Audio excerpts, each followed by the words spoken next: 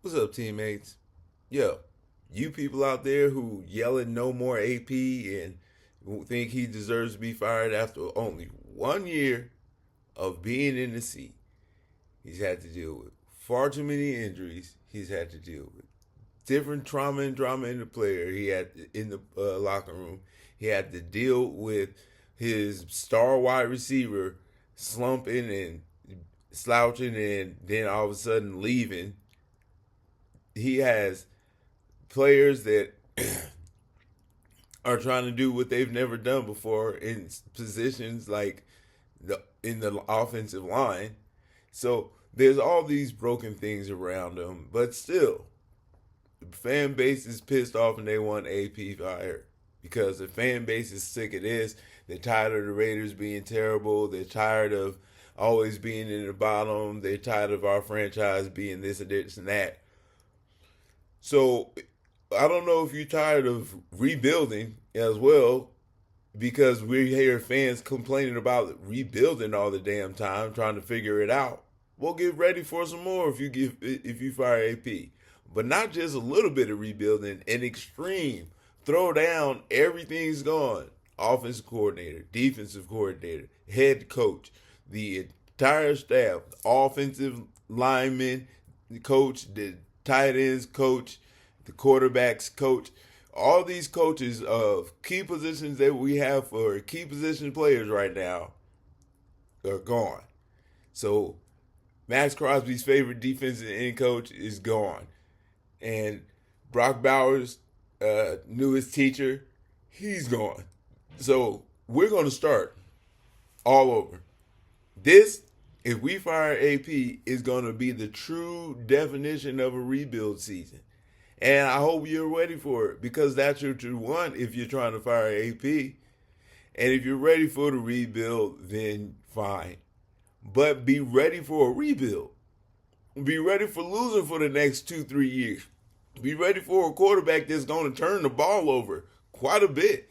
I don't care what you think. If you got a brand new quarterback with a brand new offensive coordinator and a brand new head coach with a brand new offense and brand new players who are trying to learn brand new things, guess what? You're going to make beginner mistakes because this whole thing is brand new to you. So now what? We got to rebuild. We got a head coach that we don't know if we're going to be uh, friends with. You know what I'm saying? Not even just not even just keep around, just someone that you can be friends with. They're not even going to want that. We could be friends with Antonio Pierce and see how it happens. No, but because they're pissed, they changed their mind on them. Don't want to be friendly with them. Are we going to do that? Next coach comes in, because the next coach comes in is going to have a season equally bad, maybe worse. It's not going to be much better. You think you're going to come in with a rookie head, or even a head coach with experience? He's still going to be a rookie to the team. He's still going to be new to the franchise. How much of the franchise is he going to change? How much does he have the ability to change? How many people is he going to be happy with staying and happy with leaving? Is he going to keep what we have in tact right now in the front office? Probably not. He's going to go for all new drafting personnel. He might go for all new training personnel. Who, for all I know, there might be new janitorial personnel. But what's going to be happening for real and for sure is there's going to be all new personnel. And if we're going to do that, then why would we hold on to our better players? So we're going to scrap the lines. We're going to scrap hopefully we'll probably keep Brock Bowers, but are we going to scrap the backfield? We can get some quality draft picks for that. So everybody, let's fire AP. Okay, bring in somebody who doesn't know anything about the team. Bring in a quarterback who's fresh out the college and hasn't had any experience with any quarterback in the pros, and then get him a new quarterback coach and a new offensive coordinator and a whole new scheme, and expect him to have a breakout season and us to go to the playoffs. Okay, that sounds ridiculous, right? So what is it that he has to do as a head coach next year with a brand new rookie quarterback to maintain his job for sure? Is it nothing short of the playoffs? Is it 5 wins? Is it 10 wins? How many wins does it take for the fans to say, let's stick with this coach and go forward and see if we can build something here? Fans make a big difference, okay? Fans getting louder and louder about stupid stuff can make a owner change his mind. I mean, the fans were right about getting loud about McDoofus, and he fired McDoofus before he actually wanted to, I believe. He was willing to wait, but he could no longer wait. There's too much pressure on all sides. There's not that much pressure on Mark Davis for AP right now, and there shouldn't be any pressure. But the fact that there is understandable. Who had a terrible record. But he also had a terrible quarterback with terrible offensive skills. He couldn't throw the goddamn ball. He couldn't read the field. And he had an offensive coordinator who couldn't figure out how to make a bad quarterback better, like they had, like Minshew had last year. So if you are ready for a new coach, be ready for a new offense, a new defense, a new staff, a new training regimen, probably some new people in the front office, and new people doing the scouting. And be prepared for the same record. Because you're not going to get all that new, all that beginning to get into the pot, stir it all up, pour it in, and be successful and go to the playoffs.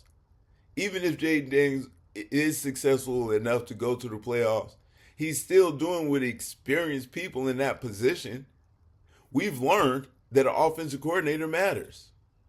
And Aiden O'Connell hasn't had a good offensive coordinator. We learned that McDoofus, as the head coach, was the offensive coordinator, and he stank, which is why Jimmy Garoppolo couldn't do anything. And plus, Jimmy Garoppolo himself stank, which is why, as a duo, they were terrible. Then he tried Hoyer for a minute, which was even dumber for a game. We bring in Aiden, and we bring in somebody who's the offensive coordinator who's never been an offensive coordinator before. Then we bring him in next year, and he brings in an offensive coordinator who just got fired from his other job because he stinks, and then ends up getting fired halfway into this job. And then he has another offensive coordinator who's the son of someone who used to be good. And now he's working with that too. He's had 4 different offensive coordinators. Everybody has truly understood in the Raiders fan base how important it is to have a decent offensive coordinator when it comes down to your coaches, to your quarterback's performance. Aiden has still been winning, put a team that was barely squeaked out 2 wins on a 2-game winning streak. And you can say that those teams we played sucked. We played other teams that sucked and lost to those teams. Okay? We're playing the team that sucks and we finally win against the team. You're going to complain about the fact that they suck or that their starting quarterback isn't there. So what? You play who has it in front of you. And if they suck so bad, they didn't suck more than we did because they have better records. We suck more than those teams that we beat. Our record and their record says so. So why are we complaining? Why do we feel like we need to change everything when we finally got a decent quarterback taking Minshew out, a offensive coordinator by taking Getsky out, win 2 games in a row, and still be dissatisfied as a fan base? What do you want? Do you think getting Shedeur Sanders and a new head coach is going to make you happy with the same type of performance that Aiden O'Connell has? If you think Shedeur Sanders in his rookie year has over 3,500 passing yards, 20 touchdowns, 19 touchdowns, 10 interceptions, if you think that that's what he's going to be able to do his rookie year and take us to the playoffs, well, then good luck with that, okay? Because that's what Aiden O'Connell has done. He hasn't been able to take us to the playoffs. And that's what everybody's complaining about. Well, then good luck with it. But he has to do that and be better. He also has to, so he has to be better than 7-9. Aiden's only had 16 starts, 16, one rookie season, and he's 7-9. Okay, so he's under 500. He still has 7 wins in his first season. So we got to get that out of Shedeur. Shedeur has to have 8+ wins next year to be better than Aiden O'Connell. Shedeur has to get us to the playoffs, and the head coach has to get us to the playoffs. Because if you get 10 wins, you're pretty much going to the playoffs.